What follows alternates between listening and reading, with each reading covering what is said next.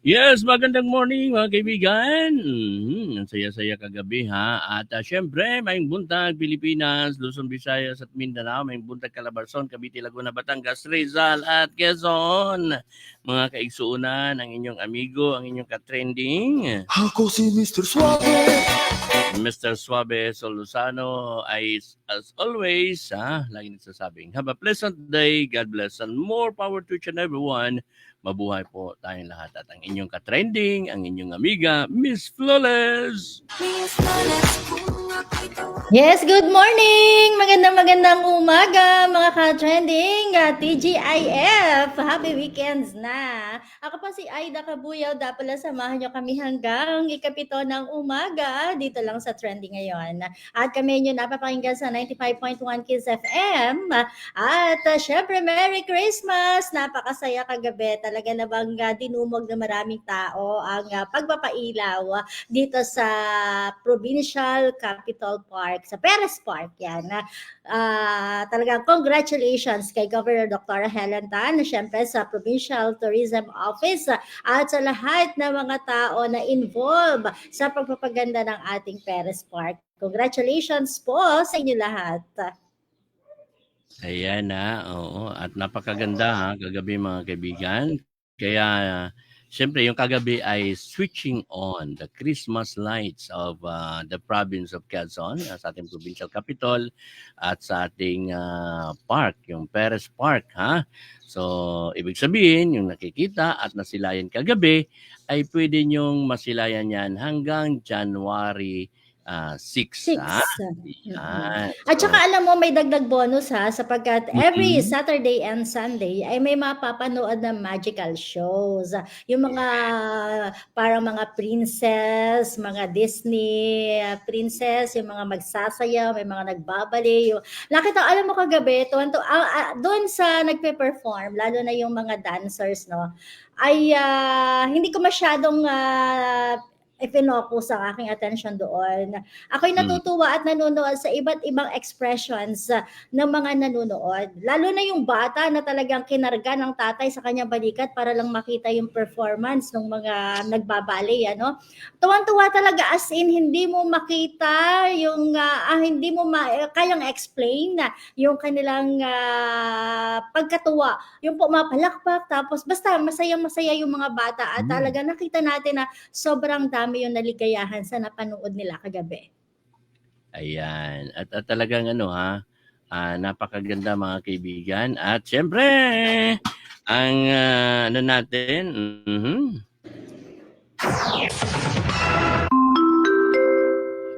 Oras natin, alas 6:08 ng umaga at sa oras na yan, magati tayo ng ulo ng ating mga balita hatid sa inyo ng Mar Cafe, 5-in-1+1 Coffee at ng Kape Mayor.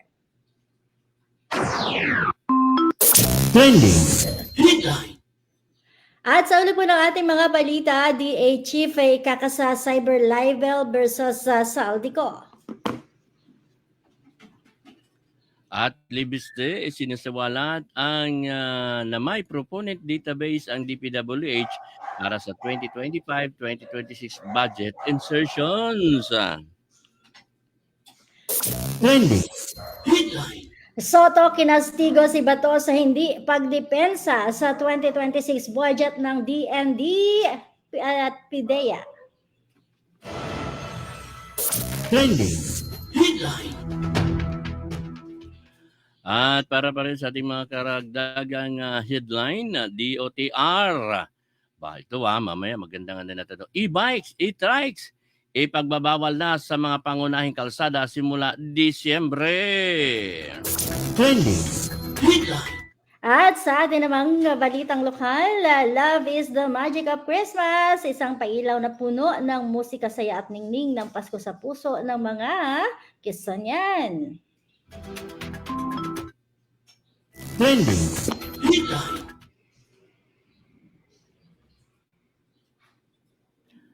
At 10 Provincial Health Board meeting sa Quezon sinagawa. 2 mechanical ventilators sa donasyon para sa mas maraming buhay na masagip sa Quezon Medical Center. Trending Headline. at 2025 Quezon Intercollegiate Finance Quiz. Trending. 2025 Quezon Fisheries Summit, matagumpay na naisagawa. Trending. Headline.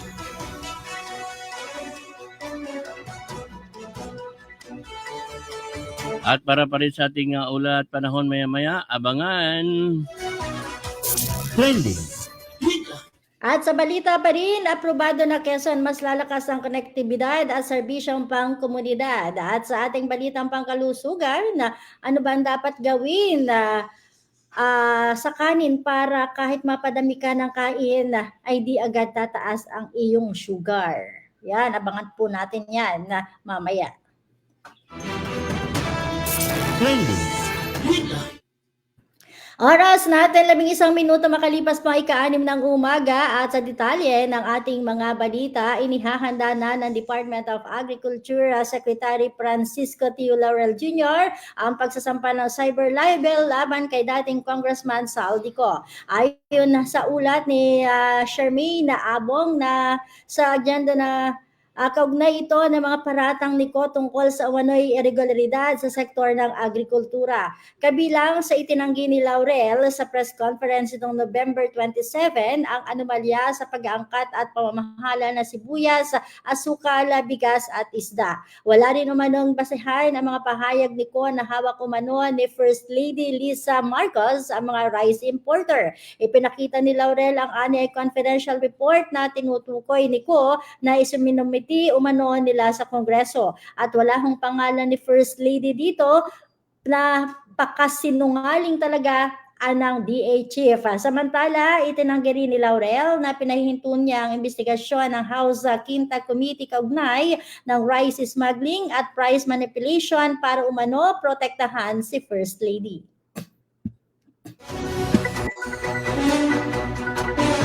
Trending. At sa pagpapatuloy ng ating mga preskong mga balita, ibinunyag ni Batangas 1st District Representative Leandro Ribeste na ang Department of Public Works and Highways o DPWH ay mayroong database ng mga proponent o mga nasa likod ng bilyong-bilyong insertion ng pambansang budget para sa 2025 at 2026. Hamon ni Ribeste ang DPWH na ilabas ang naturang database kung tunay na isinusulong nito ang transparency. Mga mahalagang punto ay merong 721.83 billion budget insertion umano para sa 2025 NEP. May 496.997 naman para sa 2026 NEP.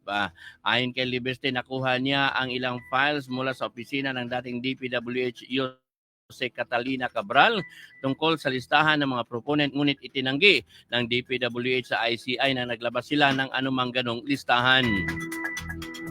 Sinabi rin ni Libeste na ikinordon ang opisina ni Cabral nang unang puntahan ito ng ICI noong Setyembre 2025.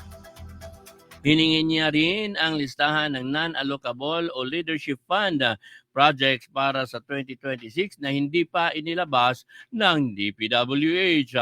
Paliwanag niya, may 401.35 billion allocable budget ang DPWH na maaaring aminlahan ng 254 congressional districts.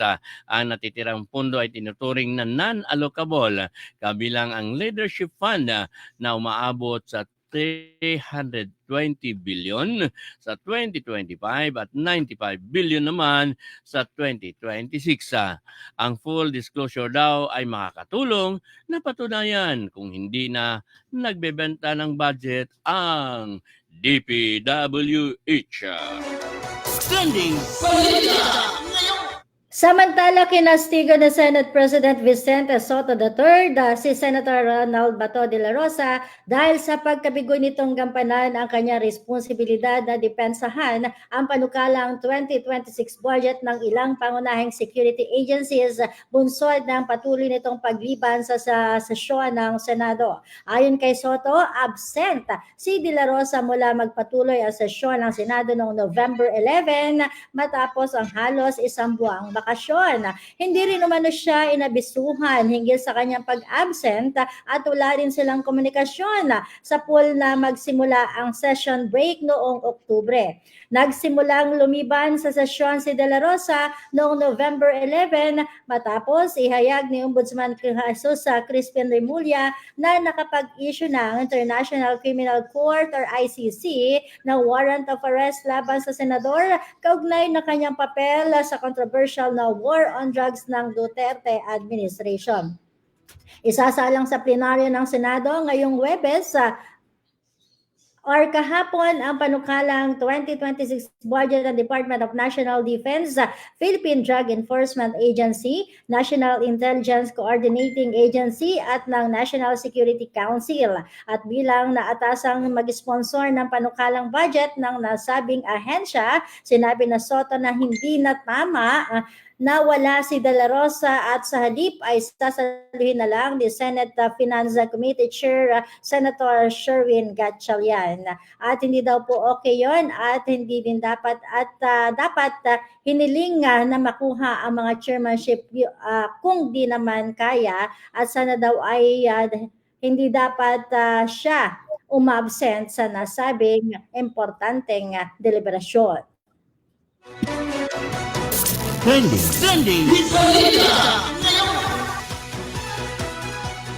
At sa pagpapatuloy pa rin ng ating mga preskong mga balita, hindi na papayagan sa mga pangunahing kalsada simula Disyembre ang mga electric bicycle o e-bikes at electric tricycle o e-trike. Sinabi ng mga opisyal ng transportation.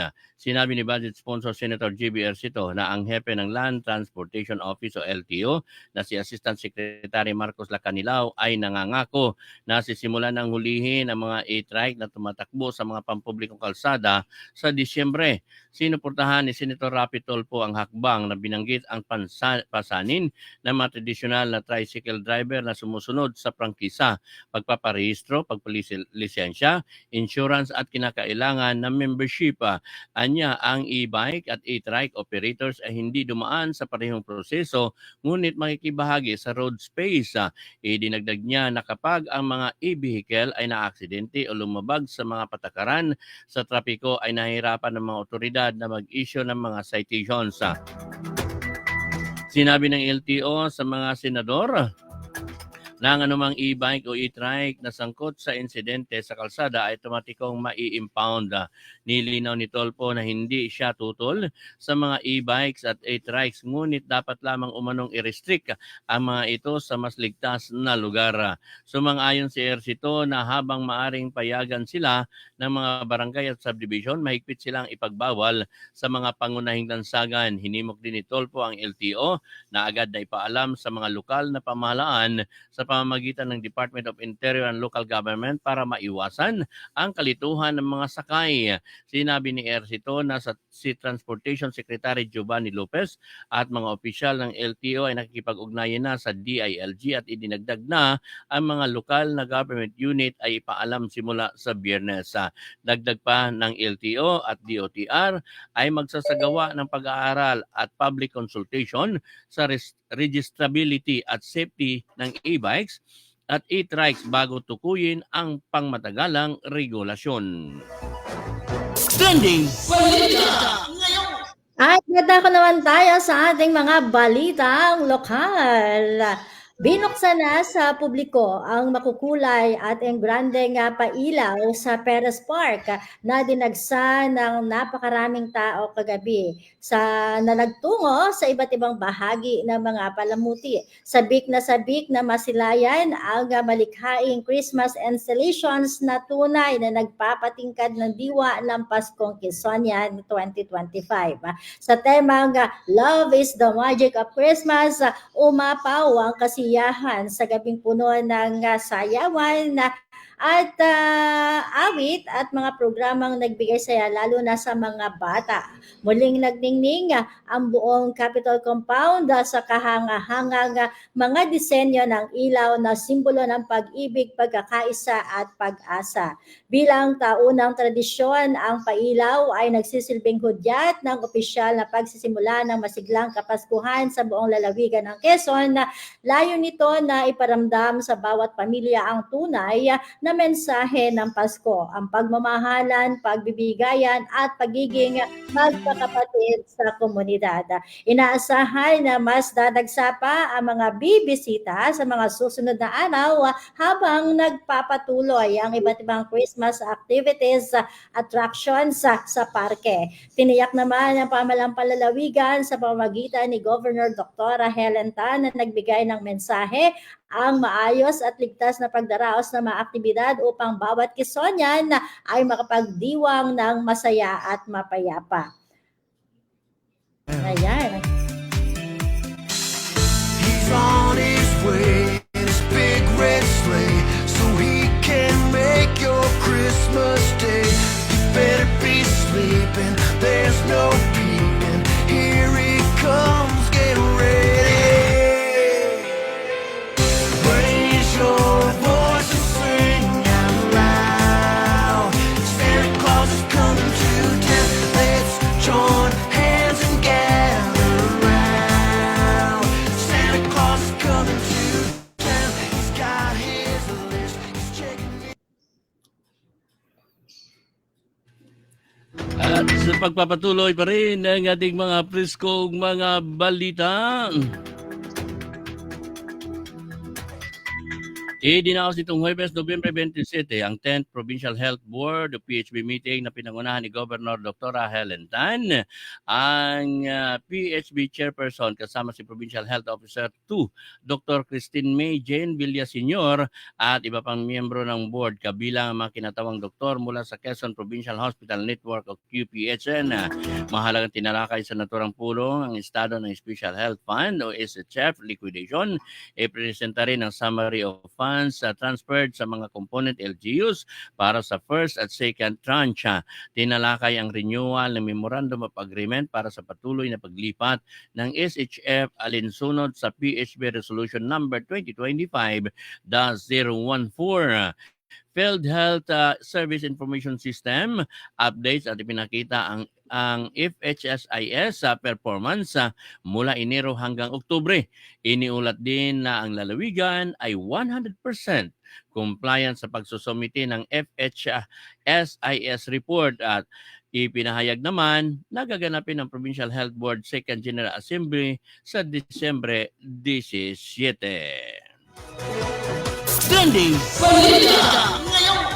23 minuto na po makalipas ang ika-6 ng umaga. Malugod namang tinanggap kahapon ng Quezon Provincial Hospital Network Quezon Medical Center ang 2 mechanical ventilator na inaasahang makatutulong sa mas mabilis at mas epektibong pangangalaga sa mga pasyente, partikular na sa mga sanggol at mga pasyenteng may kahirapan sa paghinga. Ang mga ventilator na ito ay makatutulong upang maibigay ang kinakailangang oxygen at mapanatiling maayos ang daloy ng hangin sa baga ng mga pasyente na nasa kritikal na kondisyon. Mahalaga ang ganito mga makabagong kagamitan sa pagkakaroon ng mas mataas na survival rate at mas maagarang tugon sa mga emergency case sa loob ng ospital. Ang donasyon ay taus-pusong ibinahagi ng Bioregion Incorporated at AMAFIL or Advanced Med Access Philippines sa pangunguna ni na Chairperson Irene Caragatos at Mr. Robert Almeida bilang support sa patuloy na pagsusulong ng serbisyong pangkalusugan sa lalawigan ng Quezon.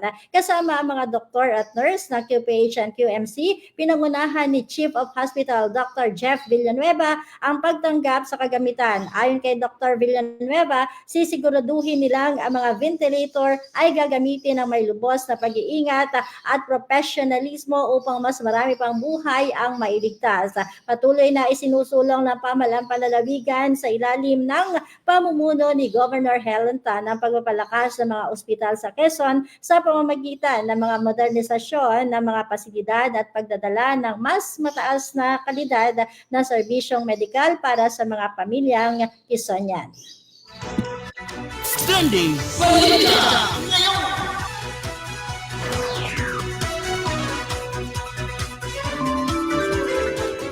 Yes, oras natin ganap ng 6:25 ng umaga. Trending Balita. At sa pagpatuloy pa rin ng ating mga balitang lokal, bilang bahagi ng selebrasyon ng Quezon Business Month, ginanap ngayong Nobyembre 27 o kahapon ang 2025 Quezon Intercollegiate Finance Quiz sa Kalilayan Hall, Quezon Provincial Capital Compound, Lucena City. Pinangunahan ng aktibidad ng Bangko Sentral ng Pilipinas sa Lucena Branch, katuwang ang pamalang panlalawigan ng Quezon. Dumalo din si Provincial Economic Development and Investment Promotions Officer Emmanuel Kirobin bilang kinatawan ni Governor Dr. Helen Tan. Ang mga lumahok ay 15 paaralan mula sa iba't ibang bayan at lungsod ng Quezon ang nagtatagisan ng talino sa larangan ng finance. At ang mga nagwagi, champion, 245 points ang Tayabas Western Academy, Candelaria, Quezon. At second place naman, 215 points, College of Science and Technology and Communications sa Riyaya, Quezon. At ang third place ay ang na nagkamit ng 200 points ay ang Sacred Heart College, Lucena City. Trending Balita Ngayon. Matagumpay namang naisagawa ang 2025 Quezon Fisheries Summit na ginanap sa Queen Margaret Hotel. Nagtipon-tipon ang mga mangingisda at kinatawan mula sa iba't ibang bayan ng Quezon upang pag-usapan ang mahalagang issue at oportunidad sa sektor ng pangisdaan habang pinagtitibay ang kooperasyon para sa mas maunlad at napapanatiling kabuhayan. Pinangunahan ang aktibidad ng Office of the Provincial Agriculturist, katuwang ang Provincial Assistance for Community and Sectoral Empowerment and Development Unit kasama ang iba't ibang ahensya, organisasyon at institusyong aktibong tumutulong sa pagsusulong ng sustainable fisheries sa lalawigan. Dinaluhan ang pagtitipon ni Department of Agriculture Undersecretary Attorney Asis Perez na nagpahayag ng buong suporta ng pambansang pamahalaan sa mga programa ng Quezon sa agrikultura at pangisdaan. At sa malayang open forum, direkta niyang sinagot at tinugunan ang mga katanungan mula sa mga fisher folk representatives simula sa isyu sa kabuhayan hanggang sa mga polisiya sa pangisdaan. Nagbahagi rin ng mensahe si Vice Governor Third Alcala na binigyang diin ang kahalagahan ng pagkakaisa at malakas na pagtutulungan sa pagitan ng pamalang panlalawigan at sektor ng pangisdaan upang maiahon at mapaunlad ang buhay ng ating mga mangingisda. Samantala, naghatid ng opisyal na mensahe sa Executive Assistant Romano Talaga sa ngalan ni Governor Dr. Helen Tan na patuloy na nagbibigay prioridad sa pagpapalakas ng mga coastal communities at pangangalaga sa yamang dagat ng Quezon. Aktibo lumahok sa talakayan ang mga kinatawan ng BFAR-4A, DOLE, PCIC, DSWD, DILG, DTI, Penro, Institute of Social Order at Land Bank, Quezon Lending Center. At sama-sama nilang nilagdaan ang isang kasunduan bilang patunay ng kanilang matatag na commitment sa pagpapatuloy ng mga programang magpapalakas sa sektor ng pangasdaan. At tampok din ang turnover ng patrol boat para sa lalawigan, isang proyektong pinangunahan ng Tanggol Kalikasan at Southern Luzon State University na layong palakasin naman ang maritime protection ng Quezon laban sa iligal at mapanirang pangisda.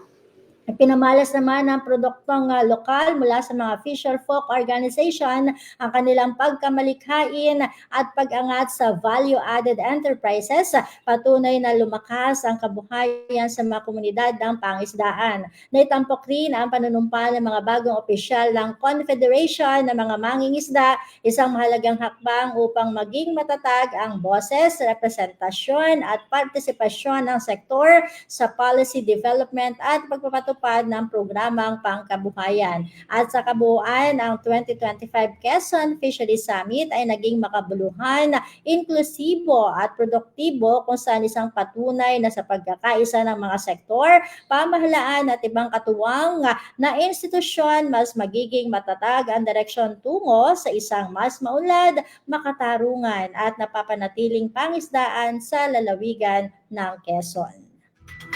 Trending. Balita ngayon. At sa pagpapatuloy ng ating mga priskong mga balita, oras natin alas 6:30 in punto. Trending. Balita ngayon. Sa ating ulat panahon sa lalawigan ng Quezon at buong bansa ngayong araw, ang lalawigan ng Quezon ay nasa makaranas ng bahagyang maulap hanggang sa maulap na kalangitan na may pulo-pulong pag-ulan, pagkidlat, pagkulog na may temperaturang aabot sa 32 degrees Celsius hanggang at ang pinakamababa ay 24 degrees Celsius. Ang hangin ay katamtaman hanggang sa malakas mula sa silangan hanggang sa timog silangan na may katamtaman hanggang sa maalon na alon sa baybayin.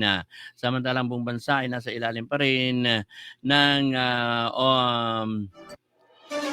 magiging katamtaman ang lagay ng kapanahon at magkakaroon ng maaaring magdala ng malakas na hangin at ulan sa mga susunod na araw at pinapayuhan ng mga residente na mag-ingat at maghanda sa posibleng pagbaha at landslide. At yan ang ating ulat panahon ngayong araw ng Friday. Thank you. It's Friday, November 28, 2025. Trending. Balita ngayon. At ito naman ang tips natin para daw kahit mapadami ka ng kain ng kanin ay hindi ka agad tataas ang sugar sapagkat sabi nga kanin ang kalaban natin na kaya tumataas ang sugar. Una daw pong gagawin ninyo ay ibabad ang bigas sa tubig ng 30 minutes bago isaing. At bakit daw po effective? Dahil mas nababawasan po ang starch. At ito yung starch load at mas bumababa naman ang glycemic effect ng kanin. Mas mabilis maluto at mas fluffy daw po ang kainin. At kasunod, banlawan naman ang bigas ng 3 to 4 times na ulit hanggang klaro ang tubig. Matatanggal daw po ang sobrang surface starch na nagpapabilis po at tumaas ang sugar. Lagyan ng 1 tablespoon ng coconut oil bago isaing. Coconut oil plus starch, nagiging resistant starch kaya mas mabagal daw po ang pag-akyat ng sugar. At perfect daw po ito sa rice cooker, safe pa sa kids at mga seniors. Hayaang lumamig po ang naisaing na kanin na 6 to 8 hours bago kainin. Or chill then reheat the method. Ito daw po yung pinaka-effective. Yung sinasabi natin na i-ref muna, pwede rin. At bakit effective? Tumataas po ang resistant starch, mas mababa ang GI ng kanin. Sa Japan daw po at sa Korea, ginagawa ito to reduce sugar spikes. At i-cool sa ref, tapos i-reheat lightly, huwag gawing sobrang init para di bumalik ang starch. Huwag kalimutan daw po ang gulay o protein sa kasama ng kanin. At eat your gulay or ulam first. And then kanin last at sobrang bagsak daw po ang sugar spike. Then protein plus fiber slows digestions and stable blood sugar. At pwede rin gawin ang rice to water ratio. 1 cup rice to 1.5 cup water. Di masyadong sticky rice, mas mababa po ang sugar effect. At gamitin ang half brown, half white rice technique.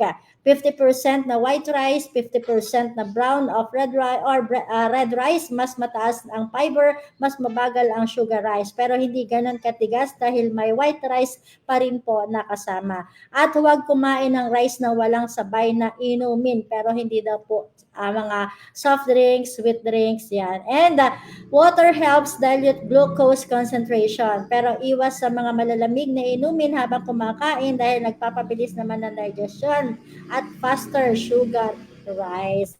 Ako ang ginagawa ko, suka, isinasama ko sa sinaing. At yan po ang kabuuan ng ating mga balita ngayong umaga. At syempre, ang inyong mga ka-trending ay muli magbabalik makalipas lamang po ang ilang mga paalala. Trending. Balita ngayon.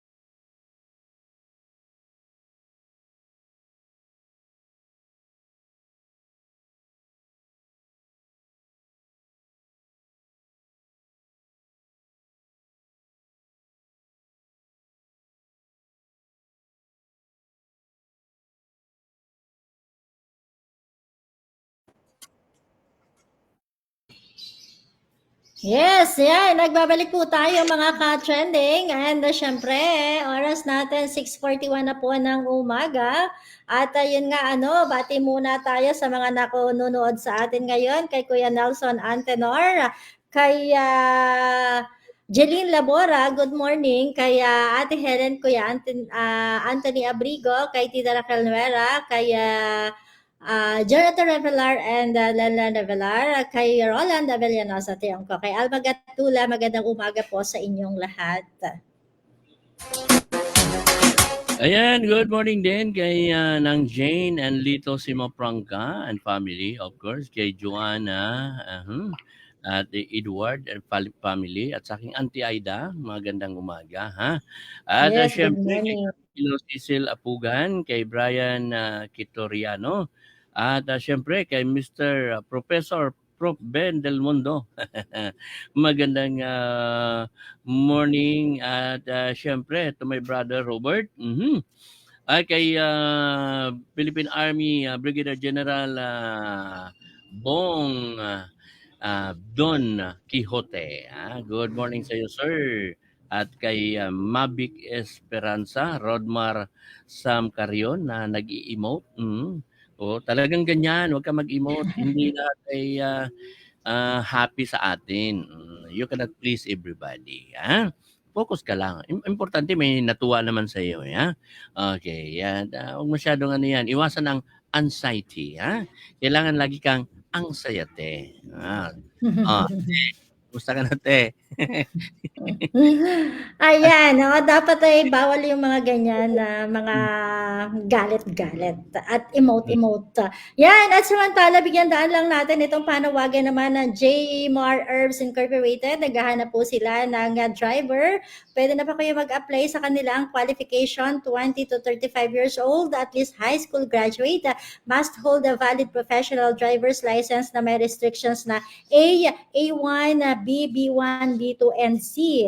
At least 2 years relevant driving experience, clean driving record, no major driving violations, and knowledge of traffic laws and road safety, ability to navigate using maps or GPS, good time management and punctuality, strong spatial awareness and defensive driving skills, physically fit, able to sit for long hours, basic knowledge of vehicle maintenance, and willing to undergo background and drug checks. At samantala, bukod po sa driver, bakante rin, nangangailangan din po ang J-More Herbs Incorporated ng marketing administrative. Ang mga aplikante po ay dapat bachelor's degree in marketing, business administration, mass communication, or any related field. Relevant job experience is a plus.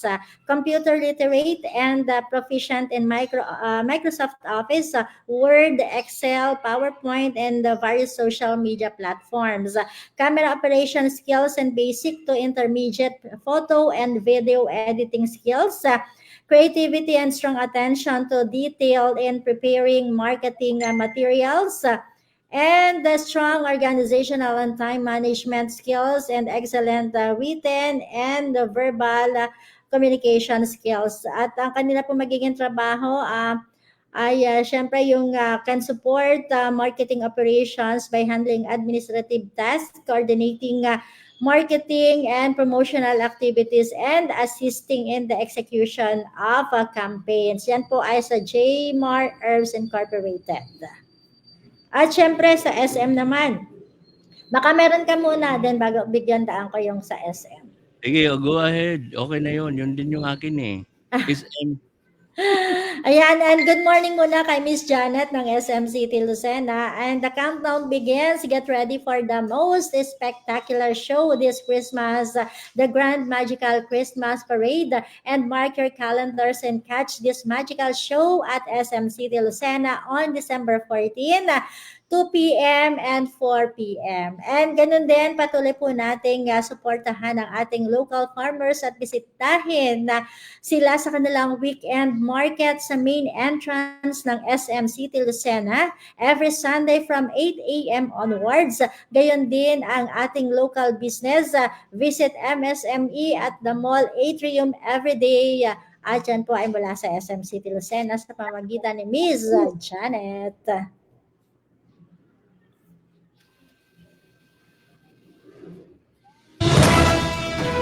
Ayan na. At syempre, bago natin talakayin yung kaganapan kagabi, Miss Aida, yung alam ko bitin sila doon sa video gusto nila mapanood ulit kasi mamaya napakaganda yung mga kaganapan kagabi, yung mga firecrackers, yung mga pailaw, at pagka ikaw ay nandoon sa tapat ng Kapitolyo, makikita mo yung parang nagre-reflect doon sa buong building, ang ganda nung sinag, oo,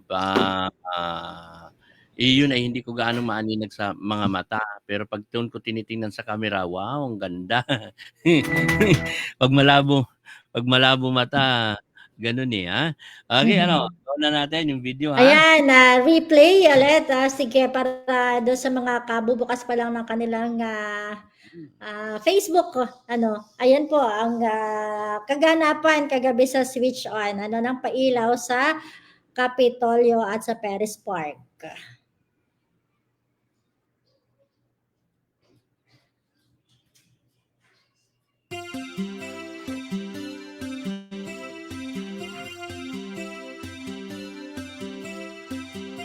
Tis the season, it's finally December. The snow is falling down and Santa Claus is coming to town. Yeah, he's coming to town. The tree is lit up, grab the milk and cookies. Time to get to bed 'cause Santa Claus is coming to town. Yeah, he's coming to town. On his way in his big red sleigh, so he can make your Christmas day. You better be sleeping, there's no peeping. Here he comes, get ready. Raise your voice and sing out loud. Santa Claus is coming to town. Let's join hands and gather around. Santa Claus is coming to town. He's got his list. He's checking it twice. Yes, thank you very much kay Danny Ordonez, ang pinakamagaling na shooter. Yan, ang ating pinakamagaling mag-edit, mag-video, at kumuha ng picture. Ayan dapat nga pagka ganyan times 5 ang times 5 ang talent fee. Yes. Siyempre, Sabihin mo nga, iparating mo nga na dapat saka yung ganyan. hindi lang yon dahil tayo ang nagpo-promote ng kanyang video, ay 50% doon ay mapupunta sa atin. Hindi, pinapatawa lang natin yung ating mga Ayos daw yan para sa lalawigan ng Quezon. Napakaalam mo naman niya si Danny, nagsishare ng kanyang talent. Kaya nga paglaki ko, gagayahin ko yan Idol ko yan Kaya paglaki ko, gagayahin ko yan. Kaya dapat meron maggagawa ng mga pa-seminar ulit sa mga photography and editing para mas dumami yung magagandang mga panoorin sa social media. Yung makabuluhan, tsaka yung detalyado. Kita mo yung gapang nung mula doon sa nakatingala sa Christmas tree, tapos nasa baba, tapos biglang tumakbo papunta doon sa mga yun yung creativity doon sa binivisualize mo ba yung kita mo naman yung iba nga cellphone nga lang patambling-tambling pa yung kumuha, di ba? Yung mga ganyang may mga effects So maganda yung ibig sabihin yung skills and talent, mga kaibigan, dapat ay ma-develop.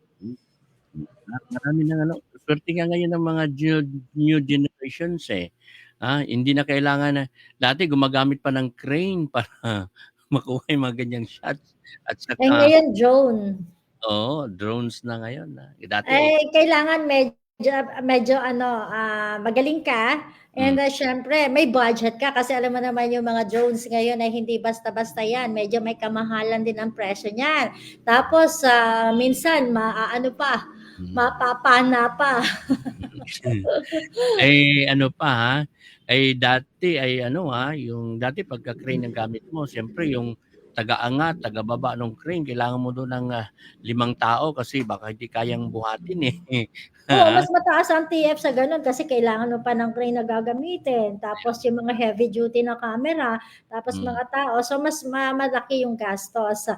Unlike ngayon na lumiliit na yung mga technology na ginagamit para magkameron ka ng magagandang shots. At yun nga lang, medyo sensitive naman yung mga ganyang mga gadgets. Oo, kasi ano din eh. Kaya magbibiling na yan si Danny. Danny, sabi mo ay akong magdadala ha. Pero yun nga ang usapan, 50% eh. Pwede na yan. Kagat na yan si Danny. And syempre, no, talaga naman kagabi ay hindi matawaran yung kagalakan at kasiyahan na nakita natin sa mukha ng Mm. mga nakiisa dito sa Switch On. At ang daming talaga ng mga tuwan-tuwa at na-surprise sila kasi ang ganda ng Christmas tree. Lalo na yung Christmas tree nga malaki napakagandang picturean sa gabi. Ay, yung iba, syempre, hindi mo appreciate masyado yan sa araw sapagkat walang pailaw. Pero ngayon ay talagang kitang-kita natin yung ganda. At pwede na silang pumunta doon. Ang kahilingan lamang talaga at importanteng malaman ng ating mga kababayan na magtutungo doon ay sana naman kung kayo ay magpipiknik kasi nakita ko may mga naglatag na ng kanilang mga picnic mat, may mga dalang pagkain na nag-as in parang night picnic ang ginawa ng mga tao. Yung mga basura sana ay huwag ikalat. Meron naman mga lagayan ng basura doon. And or kaya iuwi na lang nila. And the next is wag sirain yung mga dekorasyon sapagkat matagal pa ang January 6 para matunghayan ng ating mga kababayan. So, kung gaano paghahanda ang ginawa dyan ng provincial government, ganun din naman yung pag-aalagang gawin natin na nitong mga namamasyal or mamamasyal sa parke. Yan. Kaya nga sabi nga ni Danny, yung shots na para yun sa pagmamahal ng lalawigan ng Quezon. Talagang to si Danny, mapagmahal talaga ito ha? At siyempre ay mga kaibigan, napakaganda dahil siyempre tayo naka-witness natin kahapon. At tama yun, sinabi ni Governor Dr. Helen Tan, may mga basura niya, may mga basurahan naman dyan, ay ano nyo na, yung itapon nyo sa tamang lugar or bitbitin nyo na. Pag kayo naman tinatamad, ano ba yung basura nyo tinatamad, ay tinatamad kayong ilagay sa tamang lugar o tinatamad kayong ilagay sa bulsa, ay kainin nyo na lang. Joke lang. Iuwi na lang pinaka Okay? Yan. At samantala naman, alam mo, ay isa sa mainit na issue ngayon. Yung sinasabing simula sa December 1, yan ay sa Lunes na ay ipagbabawal na ng LTO ang paggamit ng e-bikes at e-trikes sa mga major roads and the main thoroughfares at national roads. Ano ang gagawin? Huhulihin na po nila at diretso impound na. Ano ba yung mga dahilan kung bakit ito yung naging action ng LTO sa ating mga e-bikes and e-trikes kasi reklamo ng iba, ito na nga lang ang ginagamit namin sa mahal ng pamasahe ngayon, sa mahal ng gasolina, ang laki-laki ng ginagastos namin pamasahe papunta sa school ng anak, paghatid sa schools ng anak, or kaya naman sa pagninegosyo. So, ilan lamang yan, pero sabi nga, ito kasing mga klase ng sasakyang ito, hindi naman talaga pang national road at pang main thoroughfares, At syempre, ang una kasi din, maliban kasi sa bawal nga sila sa ganyan mga lansangan, ay nakita rin ng LTO na kaya nais nila itong regulate ay dahil para maprotektahan ang kaligtasan po ng lahat. Syempre, mga rider, mga motorista at mga pedestrians. Kasi kung mapapasin po natin, lahat ng klase ng tao gumagamit ng e-trikes. Katulad yan, karamihan nakikita ko, gumagamit itong mga to, senior citizens, yan ang ginagamit nila, yung mga pagpunta-punta sa palengke, pagbili ng kanilang mga pangangailangan, yan, senior citizen, babaeng parents, yung parents na maghahatid sa school, and kahit estudyante, minsan dinadala na din ng estudyante, yung ganyan, sila na yung nagdadrive papunta sa mga schools. Pero wala silang lisensya. At minsan, wala mga safety gear na suot sa kanilang mga katawan o kaya ulo. Ay paano nga pag na-aksidente. So yung iba hindi nag-helmet, ganyan. So yung iba, kasi nga, wala silang dinaanang seminar and exam kapag katulad ng kumukuha ng lisensya, So, anong nangyayari? Wala silang alam sa paggamit ng ating lansangan. So, nakikisali sila, aagaw sila minsan ng kalsada para sa mga malalaking sasakyan.